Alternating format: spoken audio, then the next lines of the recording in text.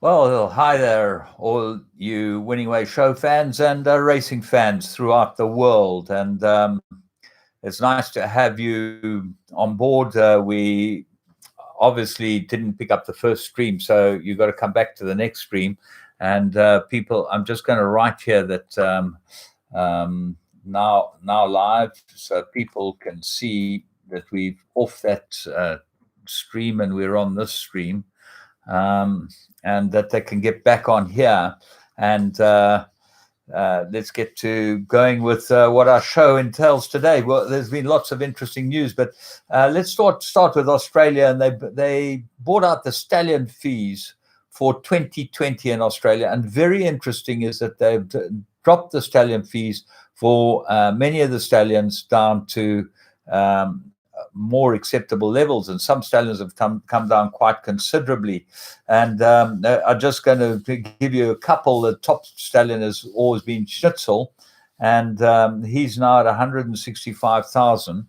I'm not sure what happened with our live feed from before, because I think that we should actually have a look and see what happened there. No one's really up with us at this stage, so I'm not sure why. Let me just put in here.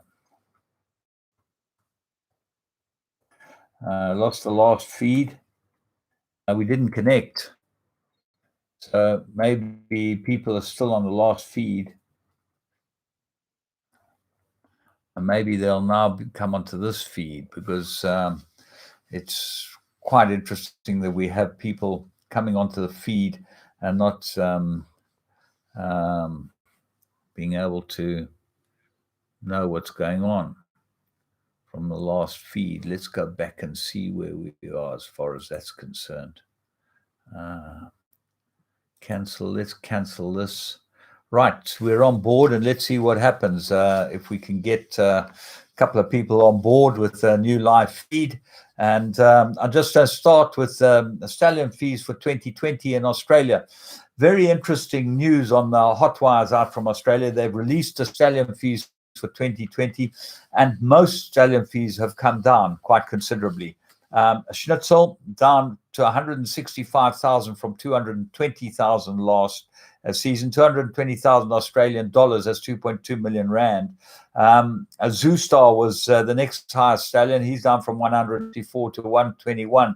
So the COVID virus is. Hello, Vivek. Nice to have you on board. Sorry, we lost the feed for the last one, and I know Nicky was on board as well, and hopefully he'll join us soon too. Nicky Henderson from England. New in 2020, Darley have got Too Darn Hot. You'll remember him as being the Lloyd Williams's horse, and he's a very, very good horse indeed. Blue Point is also new at Darley. He's in at $44,000. American Pharaoh, 55,000, down from 66,000. Churchill, Coolmore, Australia, 19,500. And Justify, the Triple Crown winner with American Pharaoh, he's at 66,000. He was private last year. That's the most interesting as far as the Australian stallions are concerned, and the COVID-19 is obviously affecting them. Let's go into some of the news. And the Saudi committee has still not decided on what to do with Maxim Security as far as being the winner of the Saudi Cup was concerned. Now, why I find this very interesting is that they have made public their committee, and they are going to be fair and strict with no question marks as to their finding as far as whether Maximum Security should remain the winner of the Saudi Cup. But what I find really interesting is that they intend to publish the findings and everything to do the reasoning and their answers as to what happens with the result of the Saudi Cup. Now, this is fair and transparent and open, and this is something that we've been calling for our National Horse Racing Authority to do forever, to publish fair and transparent findings that are open and leave no misconceptions. They're going to be completely clear as to why they've come to the decision. Who knows what the decision might be? It might be that maximum security keeps the cup, but it certainly has a very big impact on Saudi racing. I think that probably the most important thing that's happened this week, as we discussed on Wednesday, is that we're not racing. Well, we were led to believe that we might easily be racing come Friday at Kenilworth. That was abandoned. They kept us 24 hours in abeyance to let us know about Saturday at Turfendune for the big day, and that went by the wayside. And subsequently, there have been a couple of publishings which are very, very interesting. And the most interesting I find is that the NHA was tasked with making the application. The Department of Forestry and the DTI and the DAF, they were going to give their findings. Well, what happened was that Phumelela went and made an application to open 10 betting shops, okay? And that application was summarily turned down in conjunction with the NHA's applications. And in fact, the NHA is now making application again to see if they can't get this process back on board. But what is horrifying to me is that Phumelela went and made this application. Hello, Nikki. Nice to have you on board as well. And looking forward to chatting to you if you guys have got anything to say. But let me just go through what has happened and finalize this as far as the applications are concerned. So the second application was made. Hello, Danny. Nice to have you on board as well. The second application was made on the basis that Phumelela wanted to open betting shops. Ditzel, thank you. Nice to have you on board as well with us. And as I said, you guys can type in any questions you want me to answer, and we'll certainly do that to the best of our knowledge. Now, subsequently, the Racing Association has come out and said, hello, Joe, nice to have you on board as well. The Racing Association come out and they'll say they'll pay 500 Rand a week to horses registered with Gauteng owners, Cape owners, Northern Cape owners, Eastern Cape owners, which all fall under Phumelela and Racing Association regions. And what you've got to understand is KwaZulu-Natal is an independent and it is not part of the Racing Association, although it might have members of the Racing Association who have horses that are trained here. But KwaZulu-Natal gets their funds through some of their funds through nominations and acceptances. The Racing Association get their funds through nominations and acceptances as well. So and I think that's an unbelievably good initiative that's taken up from them. This could be an interesting show. Thanks, Will, Steve. It certainly will be, because we're going to get into the nitty-gritty of discussing exactly what happens from here and what has happened and why it's happened, and start naming and shaming, because I don't believe that these people should be left in the dark. There should definitely be something to do with someone out there, and I'm happy to be the fall guy saying exactly who did what as far as my knowledge lets me.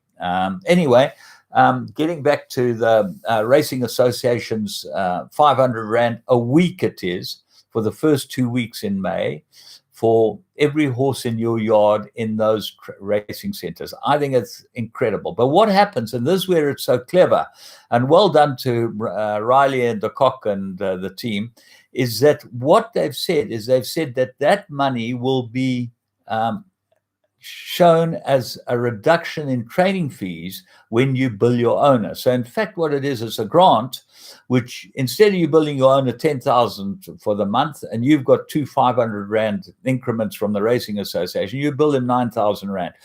It does help the trainers because it helps them with their cash flow. And I know people have gone out there and said, oh, it's of no help to the trainer at all, 500 Rand, what's that per horse? Well, then if you've got 30 horses in your yard, 15,000 every week for the next 2 weeks is going to help you pay some expenses. So I think that's a great initiative, and I really like it, and I think it's well thought out. and congratulations to the Racing Association. So let's go and look at what's actually happened with racing. We are no closer to the answer down the line as to when we're going to start racing. I can't help you with that, and no one else can. Vivek, no, this applies to the first week in May and the second week in May if racing is in lockdown. And as I'm sure it will be, it's not going to come out of lockdown anytime soon. The race meeting at Greyville has already been cancelled tomorrow. And if you look at the timelines, the first race meeting was cancelled at 7:20 on Thursday night. The second race meeting was cancelled at about 5 o'clock. And we've now got 10 to 3. The third race meeting is cancelled already. Who knows when this will halt, but I think that the only time it will halt is if the COVID-19 crisis crew decide that racing is okay to carry on. And I don't see that happening anytime in the near future. But let's go back to our applications. Okay, let's do Joe first. Joe, James, since it started putting Sabo together, I've been getting loads of voice messages and recordings. Well, what I find amazing is comments made by keyboard warriors 8 years ago, resulting in their bringing race. Listen, Joe, this is all that happened. And we know that this has happened. Charles Pretorius was hauled before the Jockey Club, the NHA, the Jockey Club as it was then, 2011, for voicing his opinion on so the way Phumelela was being run. There have been many of us that there have been under that cosh. Vivek says the 10th of May, Turpentine, third leg of the Triple Crown. Well, that's what they propose doing if racing's up on the 10th of May, Vivek. I'm not sure.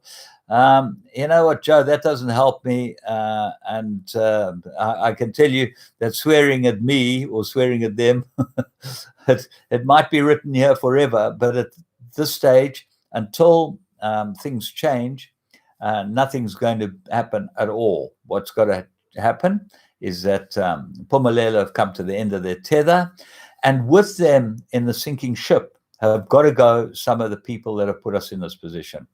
I make Rion du Plessis the first man who's got to come up for trial. During his tenure, things changed so dramatically, it wasn't even possible. So he to me, would be the first guy that's got to be hauled to the stand and asked a few questions. I don't know what stand, I don't know what forum, but there've got to be ways to do these things. Then the current CEO, which is John Stewart, who I think did a marvelous job for the Tote in the early days. He was very, very good at what he did, but certainly lost the plot since then. And Rob Scott, who's out of racing, a friend of mine, and I like Rob, but I think that he's certainly got to be called to task as to this whole process of trying to get the bookmakers to join in with Phumelela and betting shops to be opened as far as the lockdown was concerned. There was no chance of that happening. There's certainly, if you can't go on a golf course, there's no chance of people being allowed in a betting shop. So where that came from is absolutely preposterous as far as Phumelela is concerned. Right, Joe, at what point do journalists start asking proper questions without fear? Joe, I'll answer that in one simple answer. Not at this stage, okay? What's your view on the stakes? Do you think that it will eventually come back to normal or will remain as reduced? Well, it will remain as reduced for quite some time because remember, without income from betting turnovers and the 3% that the government has snaffled from the racing, from Phumelela and racing, and with the huge debt that Phumelela has, it's going to be a long time before stakes get back to where they should be. Stakes is a big problem. We really are going to have to bite the bullet. There are going to be many, many people dropping out of it because despite what anyone thinks, the majority of ordinary owners race to be able to have a chance of earning back enough money to be able to pay for some of their horses anyway. With the stakes level the way they've been posted at the moment, you've got absolutely no chance. What else, Rob Scott, about his contribution to? Well, we know that what happened with Facebook, Joe. It's very simple. They set up Facebook in opposition to Form Grids, and we've had our say on it. It was disgraceful, and we cannot say any more. Larry, Larry Weinstein's a whole different matter, and I think that the Racing Association, as we see it now, is has been desperately undermined by Larry. I love Larry as a person, but I think that he really did some terrible decisions and deals with Phumelela, and certainly was led down the wrong path by them. Vivek, I'm afraid that owners going to walk away from. Well, we know they're going to walk away from the industry, and that we know. And the verbal stakes agreement needs investigation, and I'm sure it will be investigated, because there was never a verbal agreement when we started this process back in 1998 and eventually finalized it with Phumelela being formed in 2002. It was not a verbal agreement. It was written and cast in stone. Things changed along the way, and they all changed for the benefit of Phumelela shareholders. That's my feeling, and I have been very, very forthright on the way I feel about that. It will result in smaller stables liquidating. I don't think that's necessarily true, Vivek. I think that you'll find that there are some very well-run smaller stables with some very good clients who will stay in racing. I know I was always a smaller stable, and I had my clients always paid on time. They really were proper people. Verbal stakes agreement went against the agreement. It did 100% against the original agreement, Steve. And I know because I was part of putting together the original agreement. One of the things the original agreement said was that all monies from advertising would be in the stakes. Okay, that changed. So that I know is there, and I know that Mike Tekok and his team at the Racing Association have renegotiated that all advertising will be in the stakes. Well, that will go some way to racing getting back, to owners getting back the ownership of their rights, and their rights are their horses. And I know Phumelela took that away, and it was completely wrong, but it was, as you know, there were many people that were working with Phumelela in all types of facets of the industry to get these things through. We know about the history. The problem is, where do we go from now? And I think that my take, it won't be a week. And not only will EdCon have been put under judicial management or internship or whatever they want to call it, but Phumelela will be in the same boat. With that happening, what happens then? Well, we're going to have to try and pull ourselves out of the mire. This mire has been caused by people mismanaging, misrepresenting, and misdoing racing. So that's a big problem. Nikki said a lot of people running different sports are best economical with the truth. Journalists often fear being sued, ask the right question.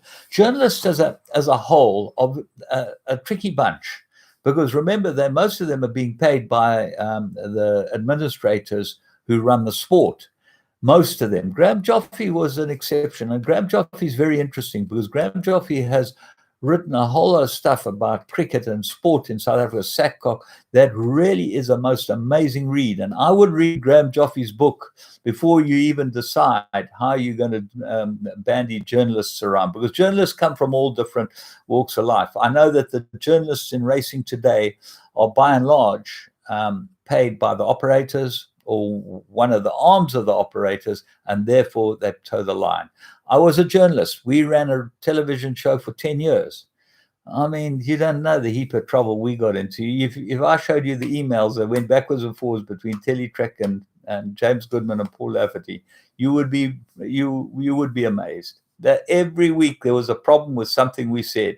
And the kibosh was the biggest problem that I had, and that's what really brought to the end Winning Ways, was that I said, as an aside, they posted so and so million rand, 108 million rand. I think Phumelela 2018 had posted this. And I said, well, a piece of advice to Cantor and the crew that run Phumelela: put some of the money back into stakes and increase the stakes pot. Well, that went down like a lead balloon. We got castigated. They wanted to take us off the air. They took it out of the show. Anyway, one day we'll show that show. Joe, it's not just Phumelela, it's a whole lot. Find me one. Racing Not Run. Let's start with the birth of the foal, the stud diary. It's not the stud diary, it's called the stud book, Joe, and then work upwards. Well, we know that, but to remember that that is run by, racing is quite structured, and the way it was set out was quite well set out. There's no doubt that the structures, the basic structures in racing are there and will always be there, and they will remain quite concrete because they're quite well thought out. The National Horse Racing Authority runs the stud book. The stud book register all mares, all stallions, all foals produced by those mares. They microchip them. They go through the whole process of making sure vaccinations are done. They have a very real place in this business. And I know there are a lot of NHA haters out there. I've been on the laboratory hit list for about 30 years. Thank God I don't have to put up with that anymore. But it certainly brings to a realization that there's certain parts of the NHA, they're extremely well run. And I remember Jenny Brockel and her team that ran registrations and that were a fantastic team of people. You could deal with them, and they really were very, very good to deal with. Unfortunately, what happened was, with the influence of various people, and I'm not sure that there weren't some Phumelela people involved in this, but that influence has bear some really unhealthy situations in the stud book. And the one is that we do not believe the stud book is up to date. I hope they are. And that's maybe something for another day. Let's talk about Danny. Phumelela shares are at 80%, 80 cents. Surely they'll go down from here as the entity. Well, I think that it's going to manifest itself, as I said, Danny, in the next week, within a week, and I think it might not even take a week. This whole situation will manifest itself. They cannot be where they are and not be able to pay their overheads, never mind the monies that they owe. And they owe, I can tell you, and it's out there, so it's public knowledge, that they owe Gold Circle in excess of 50 million rand in dividends from total turnovers, and they owe the banks 600 million rand. So that's not very good. And the shares, they're talking about Phumelela being valued at about 350 million rand. That's all it's valued at. I know that someone posted something on an open forum that they were valued about at about that price, which means that they're not trading profitably. They're not trading at all at this stage. The value of shares is Phumelela 90 million. What does the book at Gold Circle look like? Well, I've just mentioned that. I know that Gold Circle in excess of 50 million, and I would have thought Gold Circle would have brought them to task. This might have precipitated what's coming a lot quicker than what has happened. And the money's owing is 700 million. We know it's about that figure. I know that they owe the banks about 600 million. Investec being one of their largest creditors. What is fascinating to me is how can one of their largest creditors be run, or certainly the managing director was the ex-CEO of Phumelela. How did that deal come about? What are the guarantees in place for the repayment of that money from Phumelela to Investec? Remember that Bernard Cantor is the managing director of Investec, and he's also the CEO of I think he was the CEO of Phumelela. Not the CEO, he was the chairman of Phumelela. So it must have gone through the board, all these borrowings.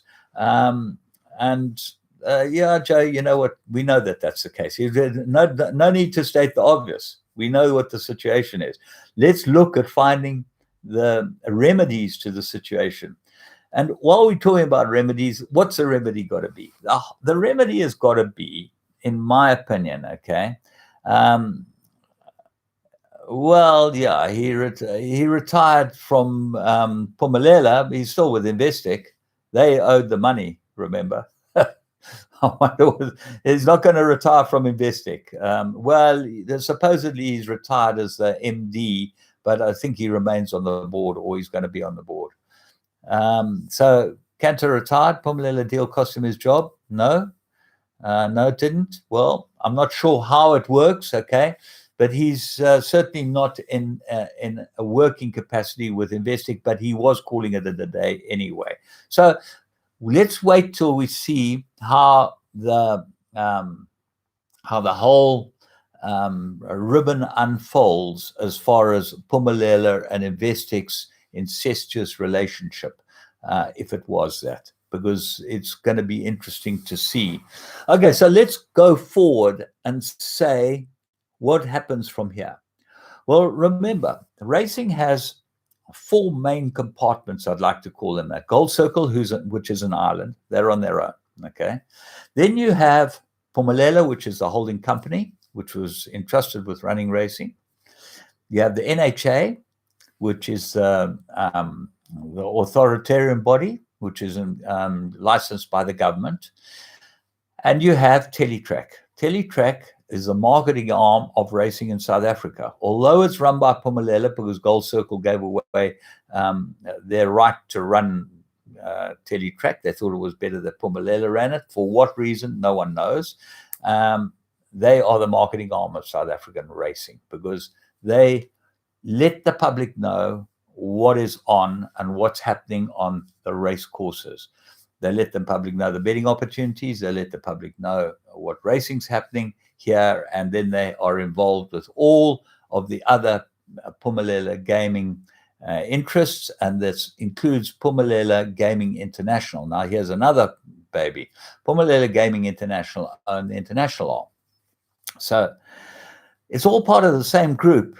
And from there, we end up having this situation. Now, underneath them, you have things like the bookmakers who thrive and prosper from racing, the tote, which doesn't seem to be thriving and prospering at all, because it's administered by the 2 main administrators, Phumelela and Gold Circle, although it's in different provinces. Different provinces have different tote rules and different totalizator boards. And that's the biggest problem with Kimberley, is Kimberley have 3 totes in Kimberley, so they only derive the action from those 3 totes. They don't derive from the rest of the country, although they do gamble, and their product is gambled on by the rest of the country. Their main income is from their 3 totalizators, and apparently their 3 totalizators are not very good at all. So what happens? Phumelela implodes. That's going to happen, okay? The NHA is still the authoritarian body, and they will remain the authoritarian body. Teletrack will hopefully arise from the ashes with some people in it that know how to run a broadcasting channel, because I assure you, the people there don't have any clue how to run a broadcasting channel, certainly not a broadcasting channel that is beneficial to South African racing. It might be beneficial to a whole lot of their sponsors and to the international product, which they derive some income from. But what is interesting about the income is if you actually watch the turnovers on those international racing, in South Africa, they are minimal. Maybe overseas, because of the kickbacks or the return that they get on publishing their racing and having this quid pro quo with South African racing, it is worthwhile. That's what's going to happen. Out of the ashes will come a new Phumelela, hopefully with a new bunch of people running it who have racing's best interests at heart. What happens after that? Only only someone else knows, because actually none of us can see into the future. And that's what life is all about. Life is all about remaining in the present. The present shows us we're in a dire situation. We got no racing because we look like we've been hijacked. Who knows what happened in the background? But in the foreground, on what we've seen as far as documentation is concerned, we look like we've been hijacked. Okay? So the share price is 80 cents. They're not trading in any way whatsoever. They've got no cash reserves. I'm talking about Phumelela. There is only one way for them. They go into administration. And that's what I think will happen. Any other questions? After that, racing will make money and we will rise again. Yeah, Danny, you're right. And I'm convinced you're right. That is exactly what will happen. If the right people are put in the right places, you've got to have racing people running a racing company. And that is vitally important. You've got to have racing people running the authoritarian company. And you've got to have broadcasting people running the broadcasting company. And those are the things that are important there. George, Greg Haas, nice to have you on board. JPEG, yeah, he's around, and he's with Himmel and Arda, and they still race because he still covers some mares, and I know he's with Himmel and Arda, and I think Mark Shurtleff still owns him and keeps him there. So he's been a very, very nice stallion. Well, that's the point, Joe. We're here to supply the product. We're always going to be the back end of the queue until racing changes the whole way it's formatted. The problem is, and this is the biggest problem, guys, the tote is the only way we can survive. We got to make the tote strong and everyone else weak. I don't need to tell you who everyone else is, but the tote has got to be the main method of betting.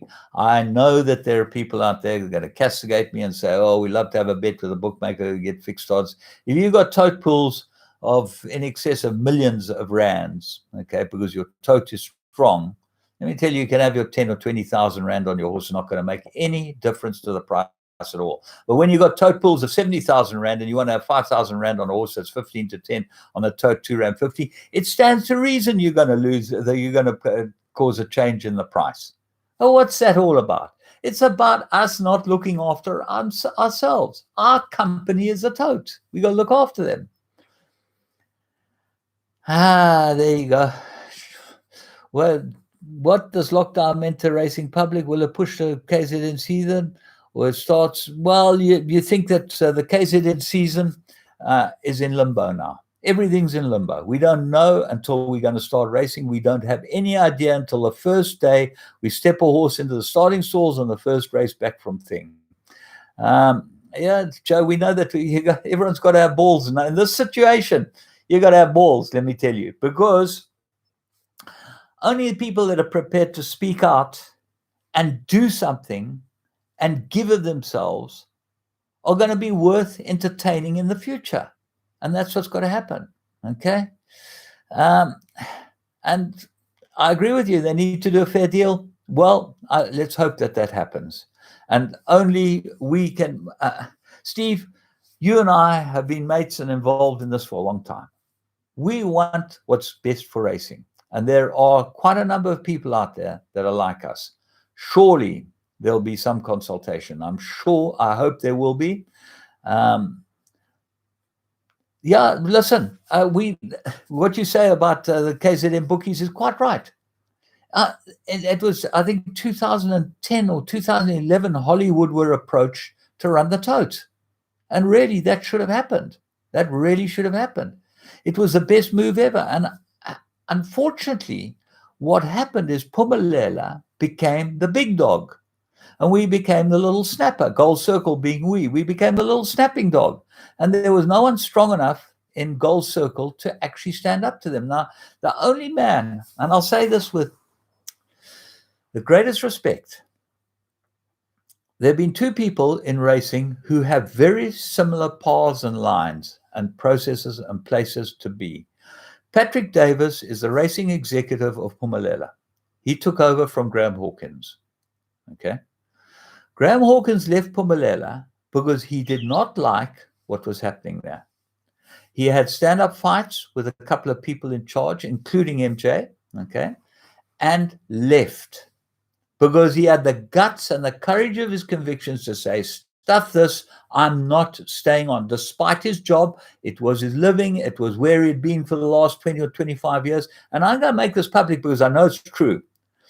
Patrick Davis is a fantastic racing administrator, but he's been led by the nose by the people above him.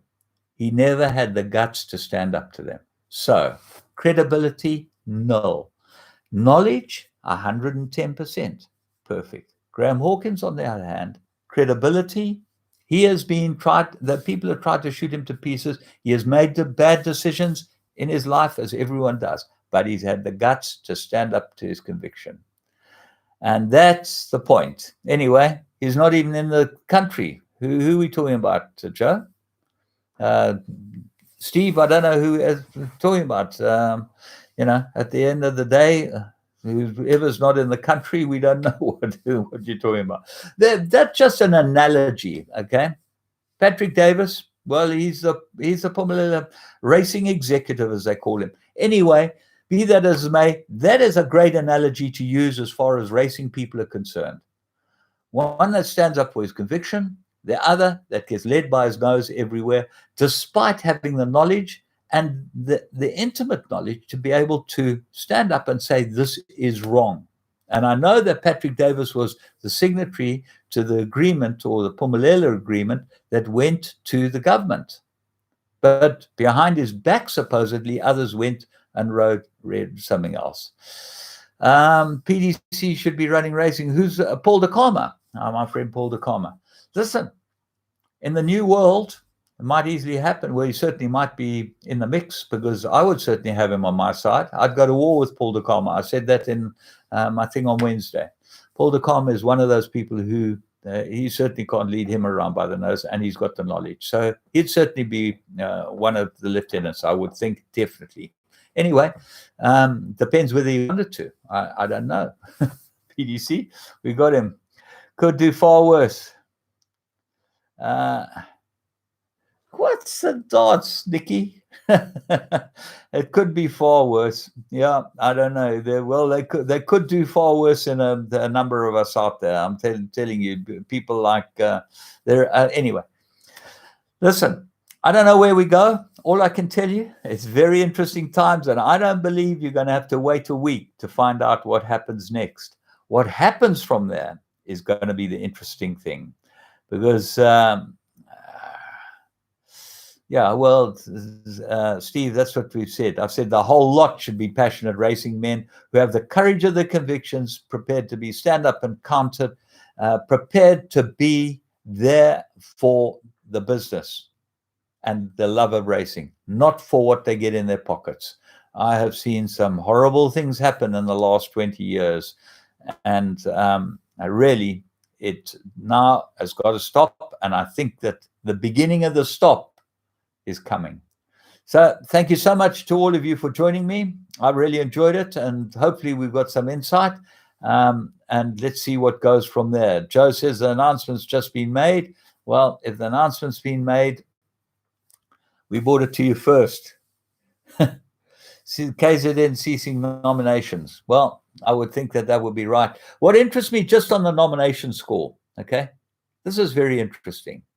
And what interests me, as far as the 3 race meetings that should have been run so far, these race meetings have been put on. Those trainers have incurred costs for those owners, which owners are going to have to pay in preparing those horses. Shoes, veterinary treatment, nominations, acceptances. There are others, but those would be the 4 costs that each one of those horses that was carded to race have incurred. My question, and I'm going to leave this to you to wait and bring at our next chat, okay, is, are the racing clubs liable for those costs?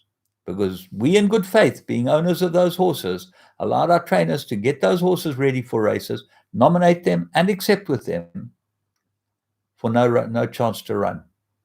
Who pays the bill? From me, James Goodman, thank you so much for all of this, and I hope you've enjoyed it. Until next time, which will be early next week, enjoy your weekend.